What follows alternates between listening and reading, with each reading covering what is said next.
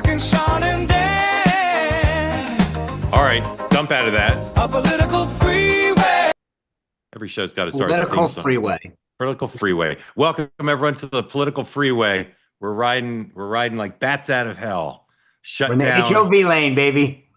The Pope coming to the defense of Dick Durbin, and every liberal who texts and emails me telling me that Donald Trump has lost his mind. The weave is now a sign of advanced dementia. We'll cover all that and more. The professor, Marianne, Ginger, everybody here on today's episode of The Morning Meeting. Welcome in. Thank you for being part of it. If you want to be part of the conversation here in the two-way platform, please raise your hand. If you're watching on X or on YouTube, do not raise your hand. It's back in the chat. Presidential grace to all. Dan, what does your sleeve say on that shirt? Anything? It says conversations like no other. Yeah, and mine says peace, love, and understanding. And both germane here today.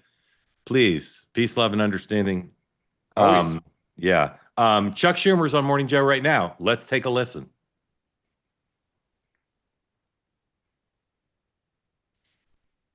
We're just going to wake everybody up with this. To help the American people out of the healthcare dilemma. But in the meantime, we are going to be fighting everywhere on TV stations like yours, in the social media, in picketing, in protesting, in emails, in every way. And when the average American says, why the heck did I get a bill that raises my healthcare costs, doubles them, we're going to be pointing out it's the Republicans who did it. And we're also going to be pointing out that we asked them 3 times to vote on extending the ACA credit, which would make this all better, and they voted no 3 times. So what's Senator, our job? Our job is to represent.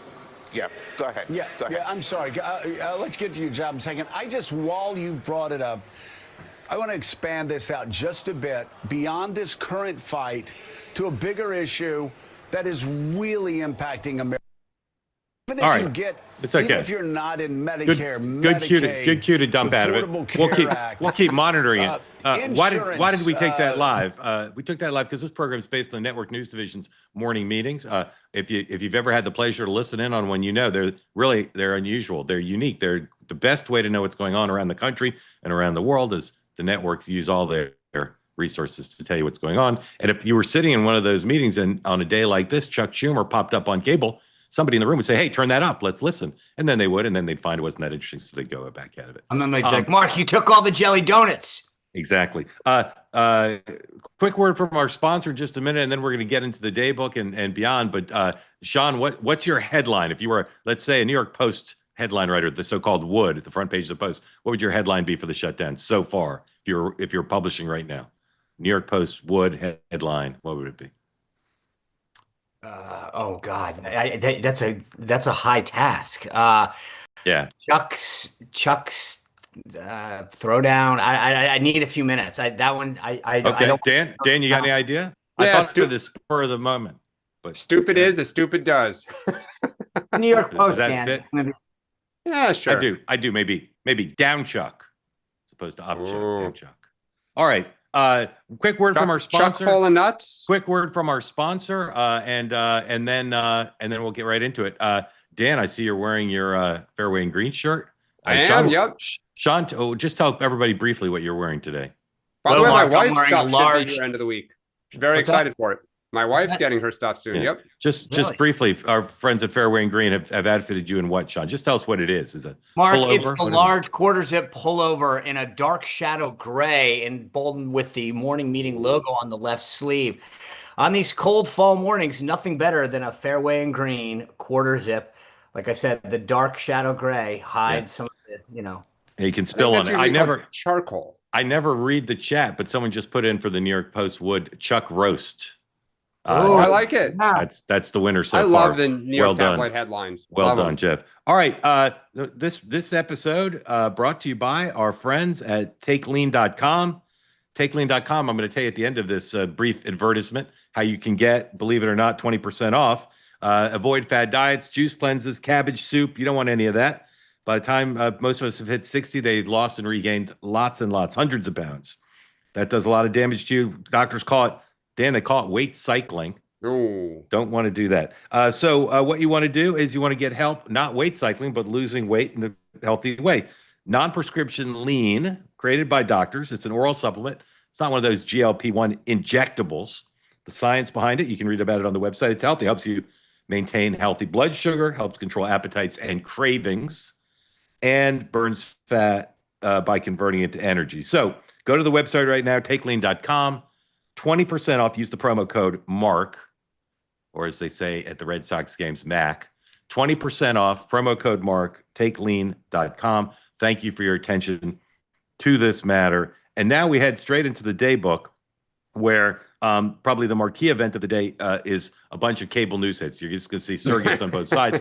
Just announced moments ago on the Punch Bowl Twitter feed, Russ Vogt is headed to 1 o'clock meeting with the House or the congressional Republicans. There you see the pool today for today's exciting activity. iHeartMedia is the radio pool. Important to know. The president's only got one right now signing executive orders, 4:30 in the Oval. Currently closed press, but that could open wide.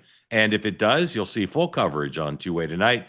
So the other big marquee event, Caroline Leavitt, New Hampshire's finest, will brief at 1 p.m. Plenty of questions sure to come on the shutdown. J.D. Vance has already been on Fox and Friends this morning. Expect him to be around with the strategizing on this. House is technically out, but the House Democrats are around. Chuck Schumer already on Morning Joe and earlier on CNN. Let's play that. Play Chuck Schumer on CNN. He's asked if he accepts the appellation, the Schumer shutdown. Roll that, please. Saying that every Republican who's gone on TV the last, 9 hours or so has called this the Schumer shutdown. What do you think about that name? Well, it's really the Trump shutdown. Let me say something to you, John, that Republicans thought that they could barrel us into a shutdown because they didn't want to protect the health care of the American people. Well, now they've seen they can't bully us, they can't barrel us. They don't have the votes to push their partisan bill through that did nothing to protect American health care. So the solution now is for both sides to sit down and come to an agreement that protects American health care. All right. On the Hill, Johnson and Thune joint presser at 10. At the same time, House Democrats are meeting privately. At some point today, there'll be another test vote to see whether Democrats can get, or Republicans can get more than 3 Democratic senators to join in on that contretemps to try to pass a CR. And House Democrats at 11:15 are holding a press conference. In Denmark today, Europeans are meeting on security, reacting to the most undercovered story in the history of the world, Russian violation of NATO airspace. And there were some very down job numbers out today, well below expectations, to say the least. All right. As we said, and by the way, Mark, we're probably not going to get the Labor Department's job numbers on Friday. We aren't going to get them. And if you want to go to a park, it might be open, but you won't get a full guided tour. In any event, Rand Paul's going to vote no on all the CRs because he doesn't like it. So they need to get 5 more votes of Democratic senators than they got yesterday. And they got 3 yesterday, and 2 of them were somewhat unexpected. Senator from Maine, Senator from the Silver State, all voted yes with Fetterman. And now people are looking at Jeanne Shaheen. They're looking at Maggie Hassan, Gary Peters. That doesn't get you all the way there, but that would mean they'd need only a couple more. So, Sean, my view from talking to people, particularly Democratic senators who are a little upset or concerned, is this could end today because Democratic senators might cave, and that wouldn't be Schumer caving. That would be moderate-ish senators caving. Is that not the way this is most likely to go?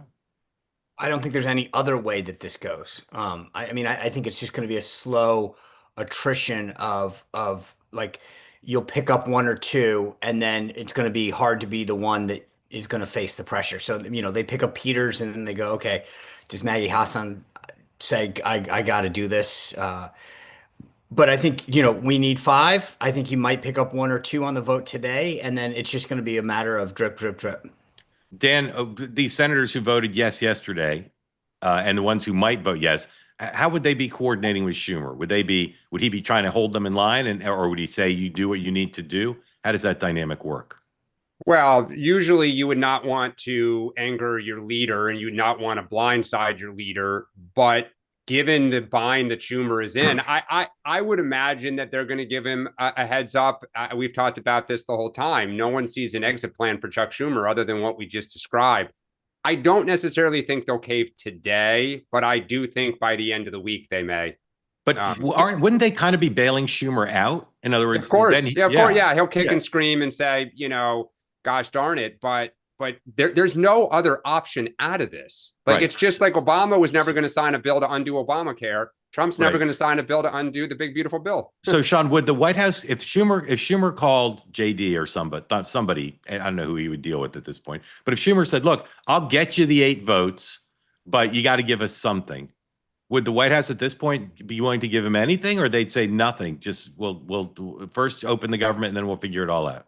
Yeah, we'll give you a goose egg because it's not happening. I mean, they don't need to give them anything. And frankly, the funny thing about this, sequentially, if you play it out, is that the ACA is what will be negotiated after the continuing resolution. I mean, the continuing resolution just buys you time to negotiate. So if you give away that which you want to negotiate on, you're screwing yourself after the 7-week, during that 7-week period. So there's no way, and there's no need. I mean, at the end of the day, these guys are very happy with this, with the shutdown. And by the way, total side note, today, based on Doge buyouts, 150 federal employees are going bye-bye for good because of the Doge deferred buyout program. So this is going to be like 150,000, you meant. 150,000. And you're going to have another bunch of furloughs. As I said earlier, these guys are being very strategic about how they're handling this, where the pain is going to get felt, and they're riding high. They have no reason to give them anything at all. Yeah. And the more Democrats that come over, the more that it makes it like they go, why would I negotiate? Look at this. Here's another one that came over to. I mean, It's being said by Democrats and some in the media that the president is worried about the shutdown, that it could hurt his poll numbers. He's upset. Here's the vice president of the United States on Fox and Friends, seeming like he doesn't have an effing care in the world. For a second, because I think it's important for the American people to realize that the far left faction of Senate Democrats shut down the government because we wouldn't give them hundreds of billions of dollars for health care benefits for illegal aliens. It's actually not even all Senate Democrats. I was really gratified to see that a few of the moderate Senate Democrats voted with Senate Republicans last night to keep the government open. This is basically Chuck Schumer. Chuck Schumer, he's worried he's going to get a primary challenge from AOC, and so he's shutting down the people's government to give in to sort of the left-wing coalition and their party, and it's craziness, and people are going to suffer because of it. I mean, people who benefit from low-income food programs are going to suffer because of this. If you're flying today, I hope, of course, you arrive safely and on time, but you may not arrive on time because the TSA and the air traffic controllers are not getting paid today. Our military is not getting paid today, starting today, and obviously the longer this drags on, the worse that it is for the American people. Sean, is there any truth to the notion that the president, as compared to the people around him, might panic and say we need a deal? Is there any truth to that? Not right now. Maybe in a few days. Right now, he's fine. Yeah. Dan, I don't care about the polling on this. I know people poll it. People aren't. I mean, real Americans aren't paying attention. They have no idea what the real issues are. So I don't know. Do you care about polling on this right now? No, I mean, I think Steve Elmendorf said it on Two-Way Tonight last night, which is polling is a rear view mirror sampling. But if you play it forward, when services start getting cut, and Rachel talked about it yesterday on the morning meeting, that's when people get grouchy. People get upset and they're just like, God damn it, I want my services back, and just, figure this out. And I think when you hear J.D. Vance's messaging and you hear Chuck Schumer's messaging, you know why Republicans have the upper hand. I do think Trump in the long run is worried about the healthcare credits. That's a different issue, and it does split the Republican Party. And there were stories yesterday about how there's a faction of Republicans that don't want this to ever be touched. And I think that is a problem. But I don't see how this ends other than Senate Democrats folding. Go ahead. No, I was just going to make two quick points. Rachel, I teed you up. There's two quick things that are very interesting about this. Number one, as I said yesterday, remember, this is the entire government that's shut down. In the past, we normally have passed the military construction, VA, so that certain benefits. literally when JD says that the military is not getting paid, they're not getting paid. And there's a difference between an officer not getting paid and an E4 and E5 that's getting 20 grand and getting by, maybe going to the commissary and things like that are now going to get shut down. So you are really making an impact on these folks. I mean, I remember when we shut it down in '94, I think I was making $18,500 as a Senate staff assistant. They did a bunch of, like, the credit union did these emergency loans where you could come in and borrow your paycheck, and I'm sure that's all going to happen. But this one, I think, is going to get felt by people who haven't been really impacted in previous government shutdowns in a way that Yep. matters a lot more. When you're Yeah. overseas and you're an E5, E6, or out on a Yeah. ship, and your wife or your husband is being told, "Hey, I don't know that I can pay the rent," that's a very different situation. Yes, invariably after the shutdown, people's back pay gets paid back, but some people live paycheck to paycheck, obviously, and so getting the pay in a few weeks or whenever doesn't matter.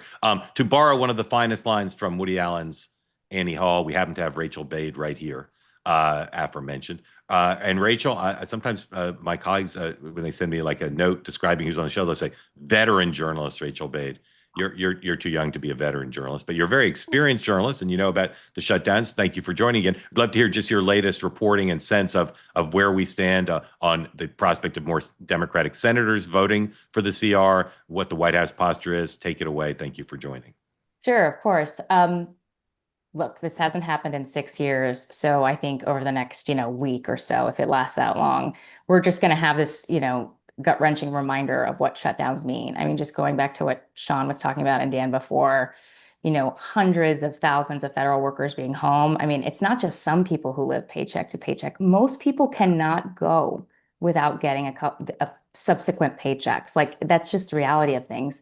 Troops not getting paid. I mean, all Republicans have to do is go on TV over and over again and talk about these impacts. I mean, air traffic controllers, don't you want to fly safe? Okay, what if they don't show up because they're not getting paid? That's a real problem, right? National parks, what's going to happen there? What if you have a question with Social Security? You can't get a hold of anything. Permitting. I mean, if you're a company, you're trying to get a permit, good luck.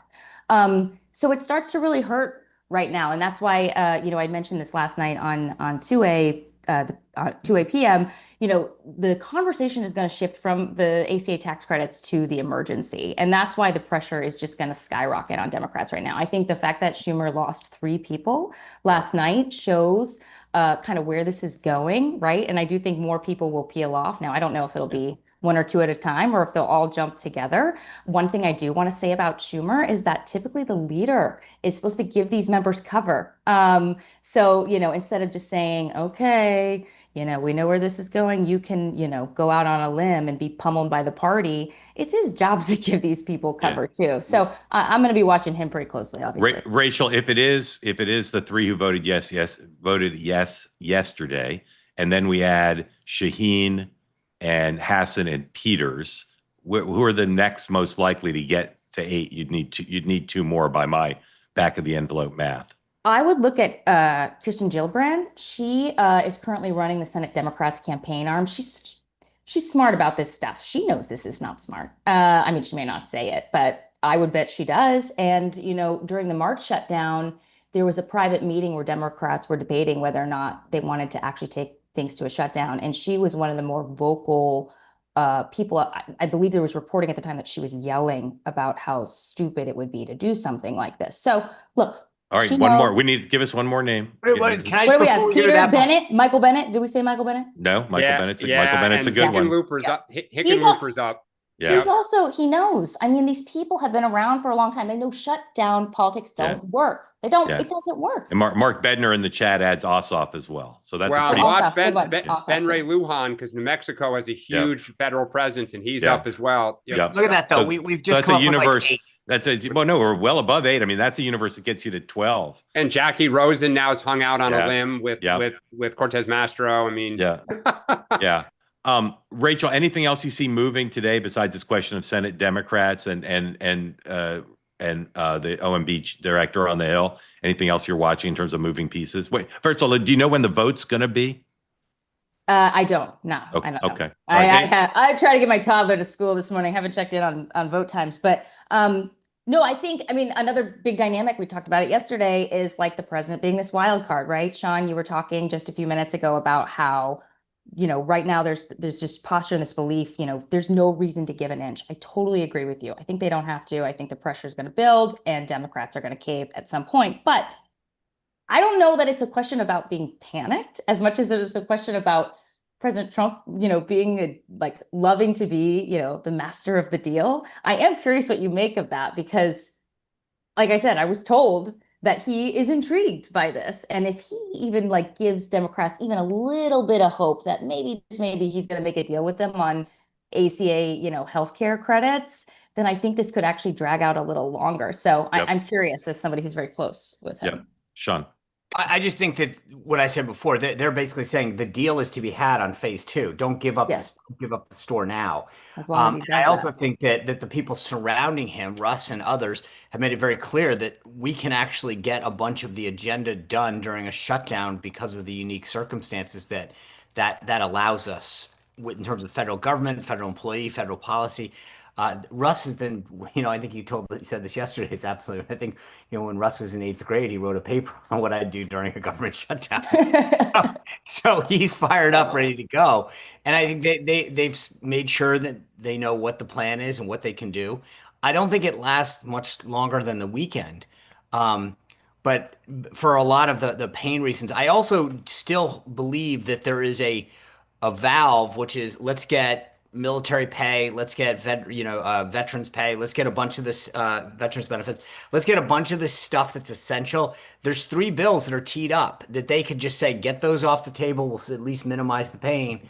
So I think that's a valve that could be opened up in the next few days. Yeah. Rachel, thank you for coming. Come back regularly, please. Keep us updated. Grateful to you. All right. A couple more topics, and then we're going to go to your questions. Please raise your hand if you're here on the platform and want to get in. This relates to the shutdown. The president's now 2 days in a row posted videos of Hakeem Jeffries. Many find offensive, and Hakeem Jeffries is acting like it's the worst thing Donald Trump's ever done. I don't want you to play it. I just want you to put up the truth post. This would be 109A. Don't play the video. Dan, 2-part question for you. Is Hakeem Jeffries actually offended, or is this just crocodile tears to show indignation and fighting spirit? Think he's actually angry? Yeah, I mean, I think it's both. I think he finds it condescending and belittling, but I just think it's not a good look. Trump looks like he's having fun, and Jeffries just looks kind of like he's losing his cool, and he's angry, and the way he's lashing out is comical. It's Capitol Hill press conferences. Yeah. I mean, nobody pays attention to them. Yeah, and as you pointed out, he would benefit if he had more like Gavin Newsom's social media posture. I mean, but my second point, he should put out an Obama 28 hat. Yeah, he should just troll Trump. My second question to you is, Steve Elmendorf last night on 280 Night basically said the president should be so dignified that he should never do anything like this. Like, aren't we sort of past that? I mean, I'm not saying. Well, look, but I mean, this doesn't seem to me like in the top 3,000 of offensive social media posts by Donald Trump. Doesn't seem like in the top 3,000. Maybe I'm insensitive. I don't know. It just seems like it's a little the toothpaste has left the barn, as we say in Illinois. Well, absolutely. And I think this is where Trump lives in Democrats' heads. And I think if I'll say it for the 1,000th time, I would troll Trump with humor. Yeah. I don't know why the party loses its you-know-what and goes to the New York Times editorial page to say how awful it is. Right. Okay. So every so often, it's irregular. It's not periodic, an often misused word. It's irregular. I just get besieged by Democrats who say, Mark, why aren't you covering Donald Trump's obvious cognitive decline? And they take the weave and they say he's suffered decline. Now, when we had Joe Biden suffering cognitive decline on full public display, there were people who said privately he's much better. And that was sometimes true. Here's the president yesterday in his very long speech to downstairs every day the guy's falling downstairs. He said, it's not our president. We can't have it. I'm very careful, when I walk downstairs like I'm on stairs, like these stairs. I walk very slowly. Nobody has to set a record. Just try not to fall, because it doesn't work out well. A few of our presidents have fallen, and it became a part of their legacy. We don't want that. You walk nice and easy. You don't have to set any record. Be cool. Be cool when you walk down, but don't bop down the stairs. So one thing with Obama, I had zero respect for him as a president, but he would bop down those stairs. I've never said, da-da-da-da-da-da, bop, bop, bop. He'd go down the stairs, wouldn't hold on. I said, it's great. I don't want to do it. I guess I could do it. But eventually, bad things are going to happen, and it only takes once. But he did a lousy job as president. A year ago, we were a dead country. We were dead. Okay, all right. This country was going to hell. Sean, I look at that and I say, that's par for the course. I don't see cognitive decline in there. Am I running cover for Donald Trump, or is that just the weave? I honestly don't know why it's any different than any other speech he's given in 10 years. I was like, what are we looking at here? Yeah. All right, Dan, why does that speech cause so many Democrats to text and email me saying, Mark, the whole show tomorrow should be devoted to Donald Trump's what are Sean and I missing? Look, I don't think he's showing signs yet of mental decline. The irony is, I think where he is slightly declining, and the reason that he actually got on to make that statement yesterday is he is starting to physically slow down. I mean, you saw it even at the end of the campaign that he struggles at times to walk upstairs. He had trouble getting on the big rig at the stunt they did with the garbage truck. He really struggled to kind of grab it and get up. It's been reported by several places that one of the reasons he does most of these executive orders and press conferences in the Oval sitting is he does struggle to stand for long periods of time in dress shoes these days. Again, natural for an 80-year-old to start having all of this. But to me, there's more signs of his aging physically than there is mentally at this point. That press conference could have been from the 1980s. Yeah. All right. How he acts. All right. Two more topics. Mixed reporting this morning on Hamas's posture towards the Trump 20-point plan. Here's a headline from somebody.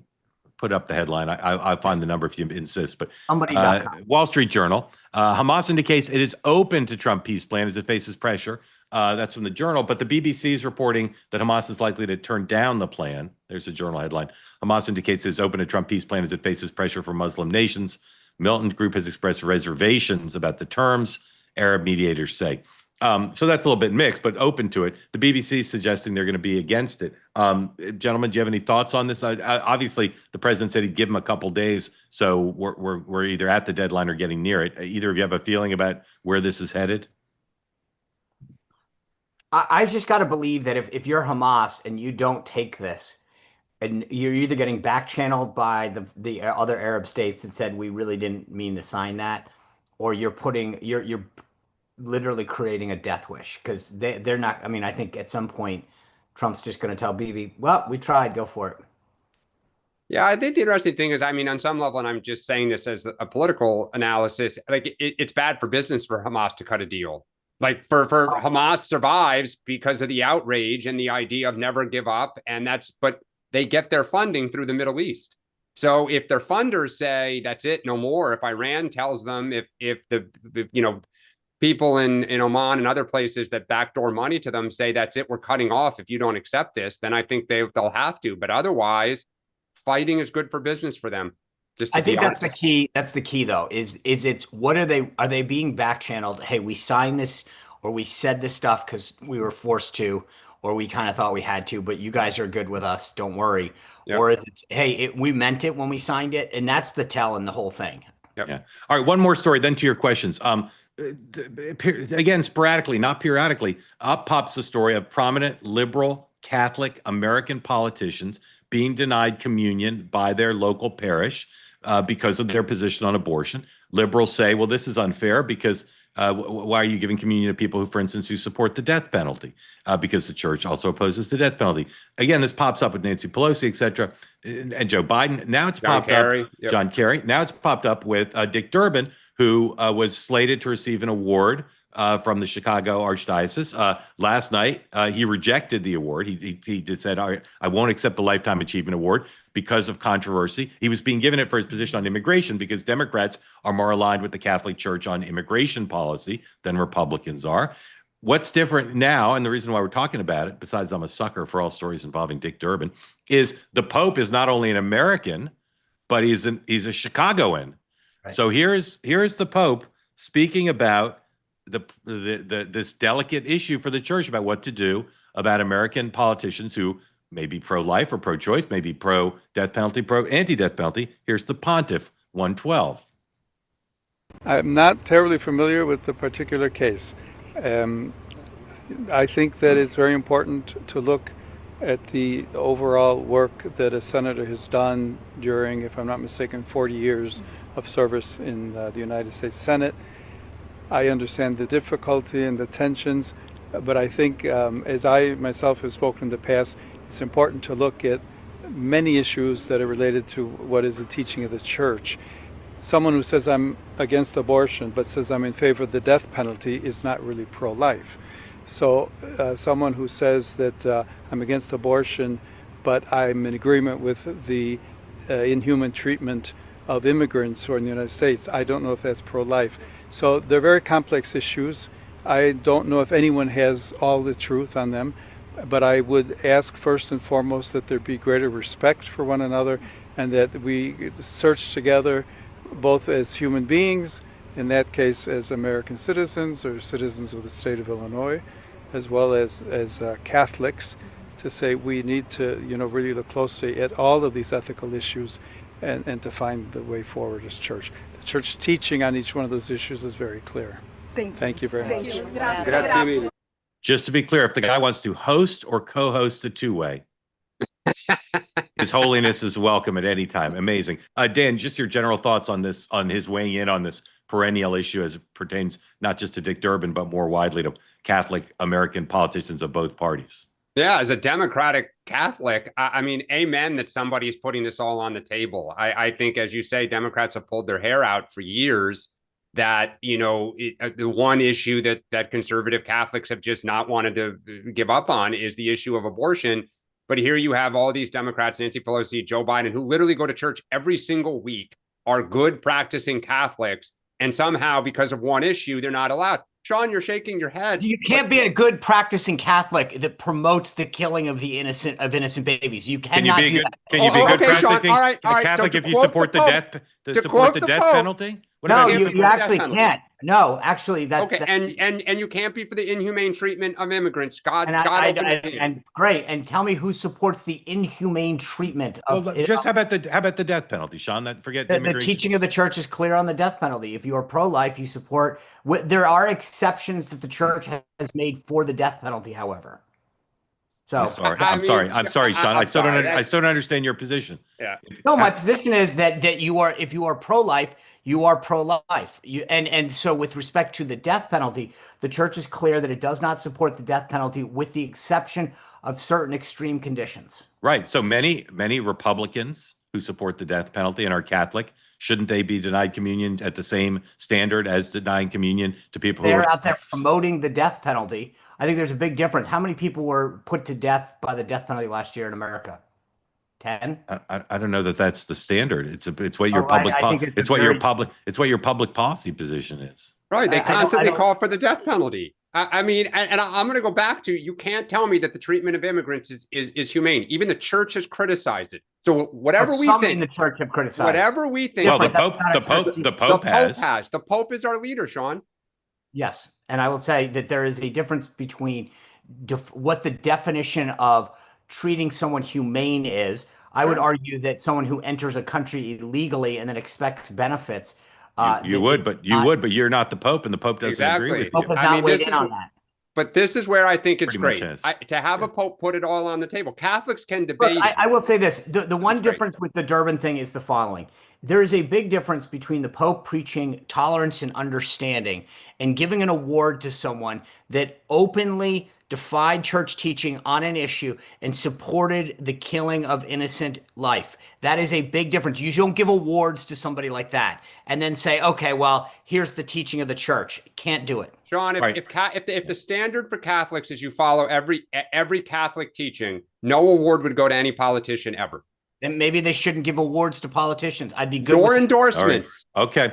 Exactly. One more shutdown element. We're not even going to talk about it. We're just going to play George Stephanopoulos with the speaker from this morning's Good Morning America, and then we're going to go to your questions. But just to kind of tee up the conversation, everyone will have their own opinion about this exchange in 5, 4, 3, 2, 1.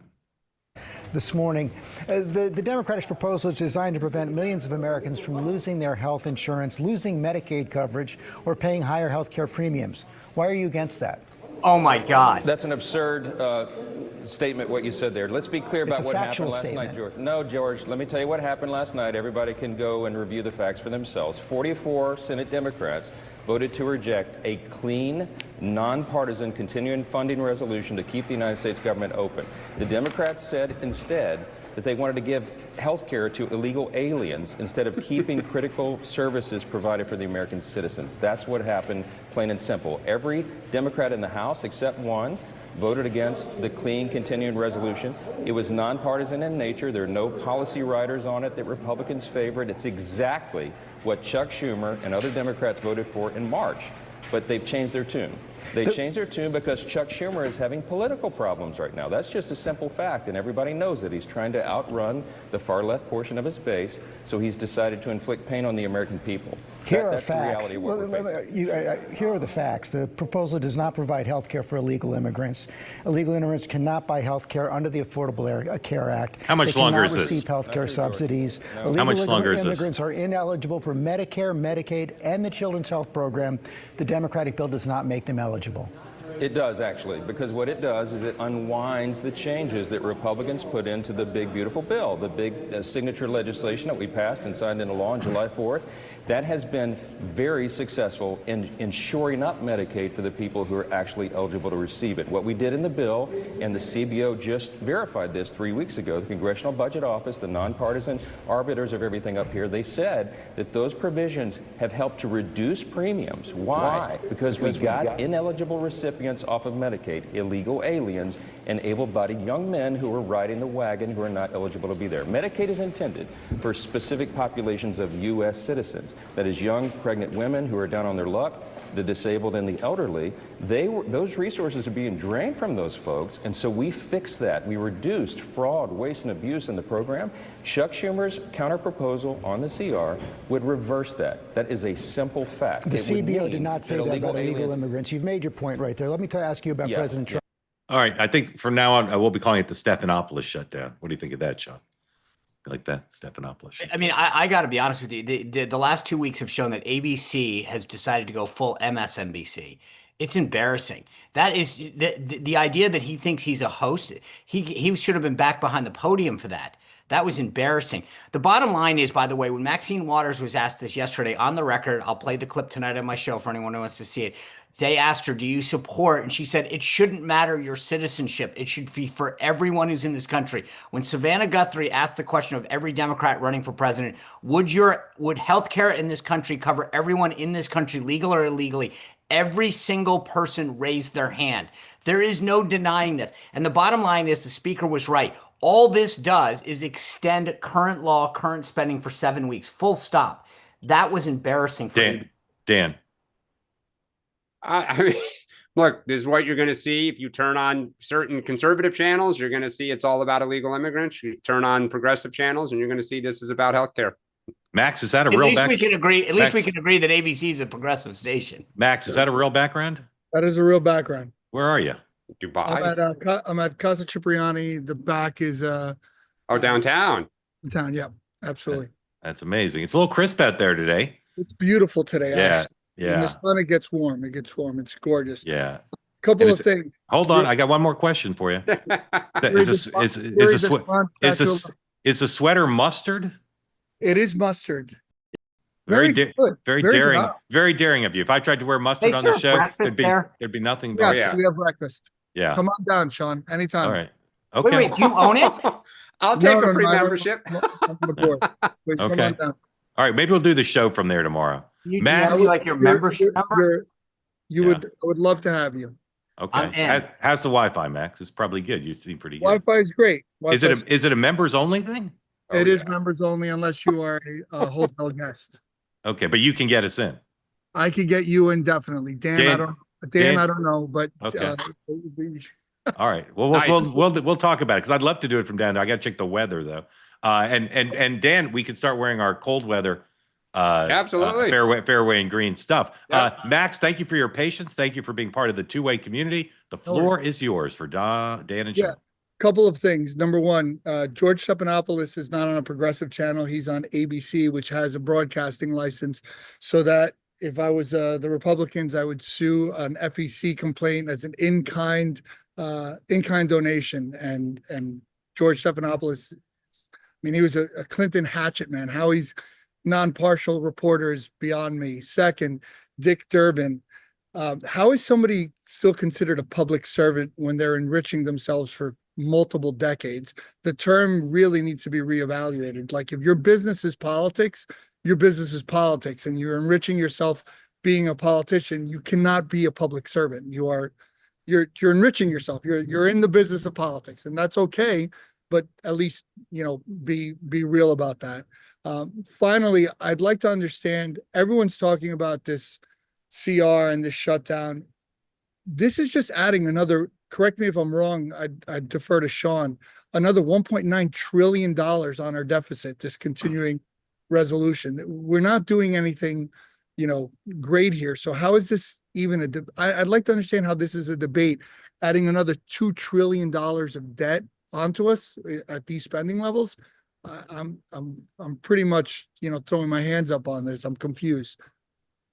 You're right. I mean, to be honest with you, I can't believe that we continue to get to these places, meaning that we haven't done more to rein in government. We're staring down the barrel of $37 trillion, $4 trillion. 38.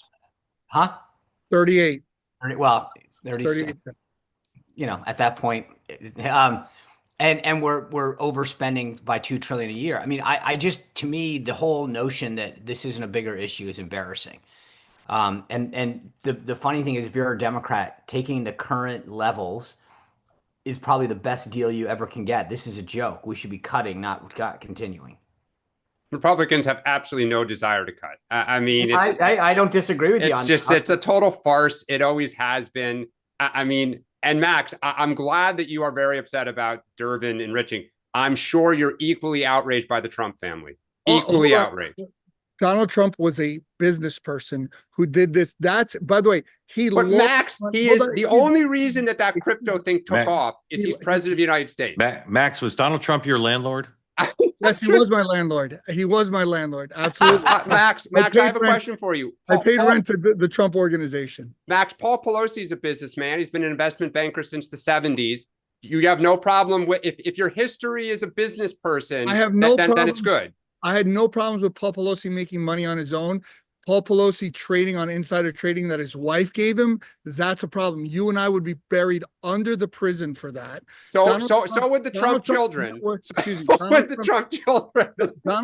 Donald Trump's net worth went down when he became president of the United States, was already a multi-billionaire. The children were completely debanked, deplatformed, and because of that, found a new avenue to make money. I'm not here to defend somebody making money in the private sector, but someone like a Dick Durbin, a Nancy Pelosi, anybody who's in quote unquote public, calling themselves a public servant is laughable. I don't hear Donald Trump Jr. calling himself a public servant. Yeah, but Max, I don't know how much Republicans have self-awareness of how absurd what you just said is, but the bar has been shattered. If you think that Gavin Newsom's kids wouldn't say, let's go start crypto companies and do everything, like, it's absurd. It's absurd what you just are. Max, the fact that they were already rich does not mitigate the outrage of leveraging the public office. I don't disagree with you. The same thing with Jared. However, they don't put themselves with this halo of I am a public servant. I wish they would, because then maybe they wouldn't exploit the office. So because we own the corruption, we brag about the corruption. I'd rather fight the football with the corruption. Max, come on, Max. Max, come on. That's all good. Right. Anyway, go on Twitter, Max's Twitter account. You can read about how the Trump helped him with his pizza operation. Good story. Max, we'll see you tomorrow. We'll see you tomorrow morning. We'll see you tomorrow morning. Maybe Dan and I are going to look into it. Jen, welcome in. We're going to Soho House. Yeah. Okay. Thank you for being part of Two-Way, Jen. If you're not too busy doing what you're doing, tell us where you are and what's on your mind. Jen? Jen, you with us? Jen? That's the first. This is a two-way first. Jen, you there? Hello, Jen. This is weird. I don't know what's going on. Healy. Jen. Yeah, that's you. You're on. Jen. Oh, I'm not ready. I'm not ready. You're not ready. All right, Jen, I'm going to mute you and take you off. This is like the come back if you Coldplay want. moment. It's very confusing. All right. Here's a man who's always ready. Long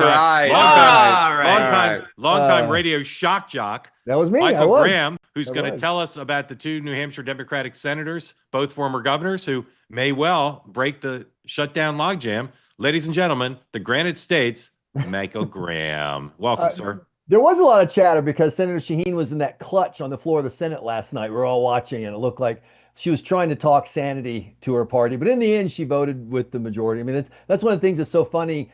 There are politicians around the country in places like Arizona, New Mexico, and New Hampshire, Democrats who view, well, they're more swing, they're bipartisan. They 99% vote with leadership because that's how we work.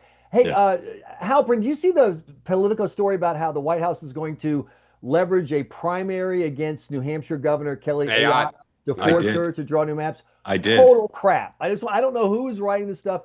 It is total crap, not even close. That they're not going to do it, or that it wouldn't work? They're not going to do it, and it wouldn't work, and she's not drawing new maps. This is all.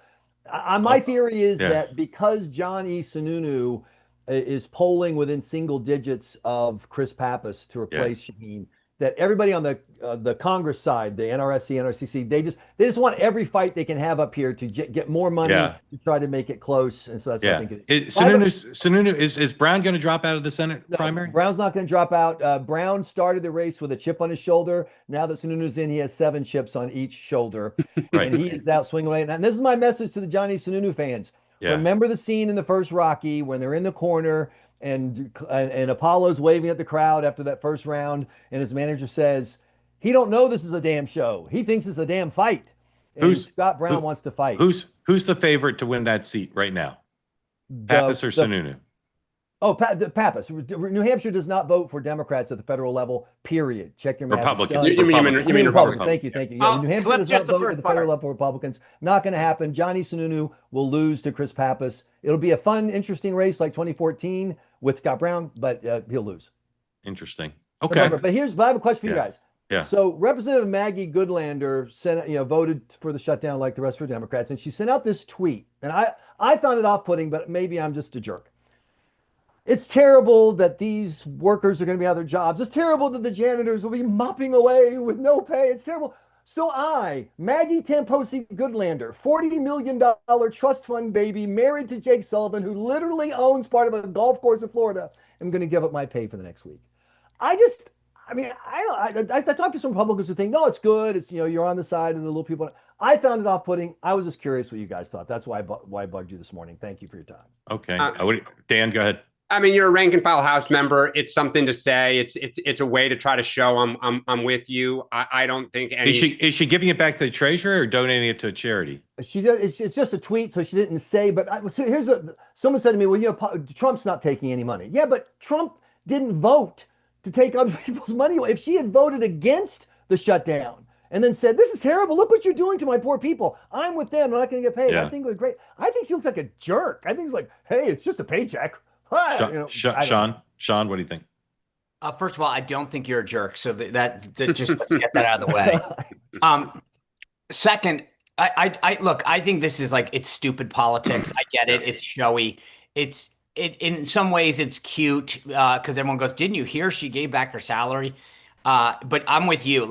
If anyone who really thinks about it, it's like, who cares? I mean, this whole thing is so stupid. I love when people are like, I'm donating my, and it never really goes back to the treasury. It doesn't pay down debt. I mean, it's like writing a letter to FEMA after a storm and saying, I request assistance, as if they didn't know.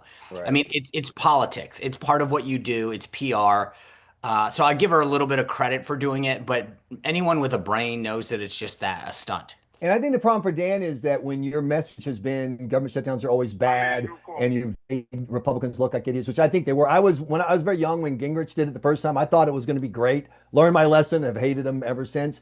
it's just to me, it's like, it would be like the American Heart Association saying, "We love cigarettes. Buy a pack today." It just seems so off-brand for Democrats to be on the. Isn't this? I'm glad we shut down the government. We're doing the right thing. It just seems odd. Yeah, I agree.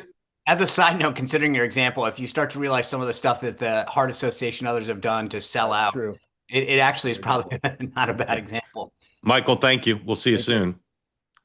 All right, David, welcome in. Tell folks who don't know where you are what's on your mind. And there's no fighting in here. This is the war room. Sorry, I was trying to get you and I were both trying to mute. I'm from Hamilton, Ontario, Canada. Welcome in, sir. Thanks. And I'm like the equivalent of like an RNC county chair here. So if you ever have any questions on what's going on up here in the Great White North, I can answer. Grateful to you. I was wondering about Hegseth's speech yesterday, because that's something that doesn't seem to have been covered much here. And just the fact is that it's a good time to come along because, unfortunately, with all the threats going on in the world today, the United States is woefully unprepared for modern war conflict. And I was watching Colin Powell's former chief of staff talking about if the United States went to war with Russia, there would be 40,000 dead Americans in the first month. So this is something you guys got to get prepared for. You are not ready. You have not run anything like a forge or exercise. I was working on a piece for strategy and tactics, and it was on a place called the Solwiki Gap, which is a strip of land between Poland and Lithuania. The plan there is to hold off the Russians with 2 understrength brigades, about 6,000 men, while a rapid reaction force of 40,000 troops mobilized. They've never done it. And to go and try and rescue them.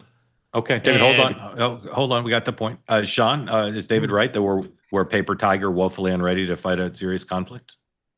I don't think we're woefully unready. I do think that we need to reset our priorities, and what the secretary was saying yesterday is important. There is, especially post-COVID, standards have fallen, priorities have changed, and the focus on what we need to be doing to be ready to take on the enemy has not been the number one priority. And so I don't think we're at that level that you described, but I do think that there needs to be a refocus. Dan. Yeah, I don't think that the military kind of collapsed in the last 4 years. I do think that if you look at the future of warfare, and we're seeing it in Ukraine with drones, with cybersecurity, like the way wars are fought is rapidly changing with technology, and we need to update it. And I think it's no longer the worrying about Russia rolling through Poland to fight World War III again. It's also, how do we combat China and global actors? David, thank you. Grateful to you. So one of the things I keep telling folks, the reason why I don't agree with Sean respectfully that Mamdani is 100% is because we haven't had debates and the ad wars have not started. The outside groups running negative ads against him. And today, just moments ago, Andrew Cuomo released his first ad of the general election. Here it is. I'm Andrew Cuomo, and I could pretend to do a lot of jobs. But I know what I know, and I know what I don't know. And I do know how to make government work. I'll hire 5,000 new cops to partner with local community groups and keep our families safe. And we'll get the homeless off the streets and into the help they desperately need.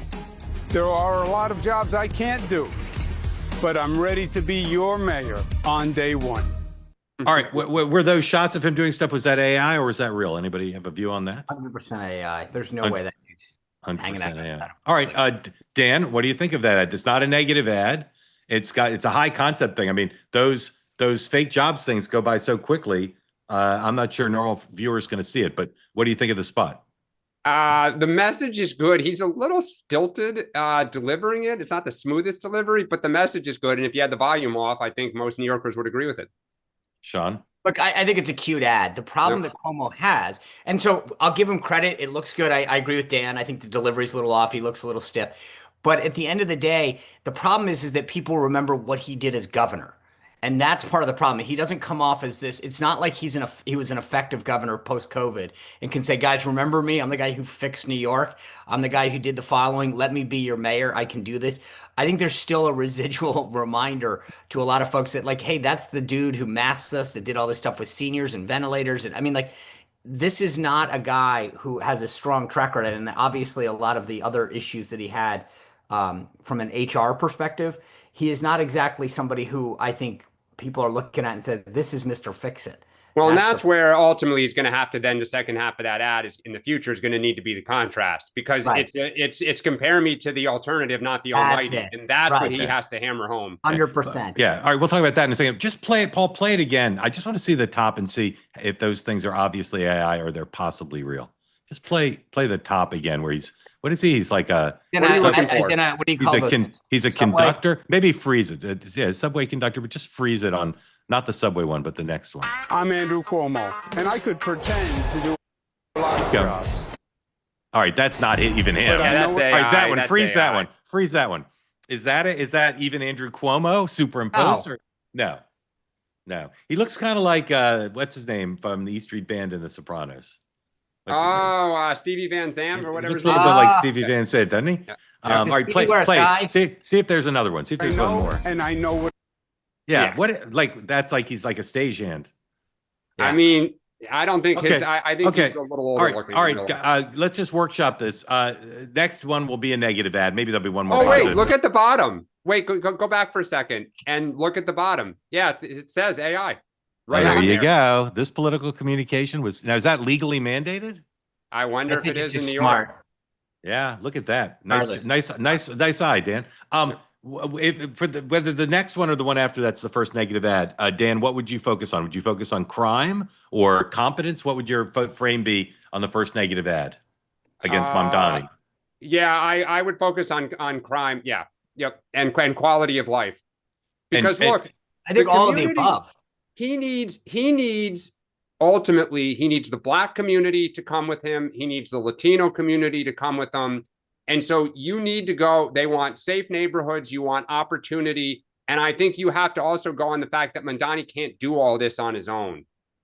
Yeah. Sean, how negative do you think he can go? Is there any danger of a backlash? No, you got to I would just rip the Band-Aid off and go full assault. You got to just make it clear. This city is going to go to hell in a handbasket. He's inexperienced. You're going to run this like he's a Republican. He's dangerous and scary. He's going to change New York forever. The fabric of our city that we love is going away. If I were him, I'd lean into family too. You remember my father, our family's been serving this state and this city forever. We can't let this, New York will be, I also think the fact that he's 33 or whatever it is, 33, 31 years old, like they're going to go after that too. Like, and if you were the campaign or the super PAC, would you go after in either a separate ad or the same ad? Would you go after Sliwa? Would you say these are two guys who aren't ready to run the city? No. Why not? No one, because anyone who's voting for Curtis right now is a diehard Republican or is voting. They're not. But I think the math suggests that he has to get a decent number of Republican votes to win. I think you do that when you make that broader argument that our city's at stake. The future and the fabric of New York City is at stake. If you vote for this guy, there's a subtle hint to anyone who's voting for Sliwa. Yeah, I think that gravity is going to make it a two-person race, and you just let that happen. You don't need to kind of try to knock Sliwa off. It just ultimately, I think his numbers will go from 19 to 15 to 10, and I don't think the data supports that. But I also not just now. Don't people, but I think you're it going to will. either get him or not. You can't do that. Can I just one quick political issue that I want to make sure we're on record? Yesterday, Ohio missed its deadline for redistricting. Utah announced that it's potentially going to redistrict not in a favorable way to Republicans. Democrats, States might be more competitive, one less so. But this issue of redistricting and sort of the grand plan, I think we can talk about this later, but I just want to make sure we're on record. And I still say the undercovered part of this is what the courts might do. The courts may strike down some of these things. Like Texas, I think, is hearing their thing today, and the courts may say, no, you can't do it for all sorts of possible reasons. So it may be not as great for Republicans as thought. 2 ways today, noon. Meghan McCain interviewing Mike Pence, former Vice President Mike Pence, noon Eastern time. Please join Meghan. Then 6 o'clock, my guest on Two-Way tonight will be Leland Vittert, author of a great new book about his family and his dealing with his autism diagnosis as a boy. And Leland's a great journalist, and we'll talk about all the news of the day. And then finally, Bridget Fetisi, 7 p.m. On What is the Mainstream Media on Real America, 7 p.m. Eastern time. So noon, 6, and 7. 10 Eastern time. Thank you all for watching. We'll be back in 23 hours. Yeah, I've got a couple guests tonight too, just FYI.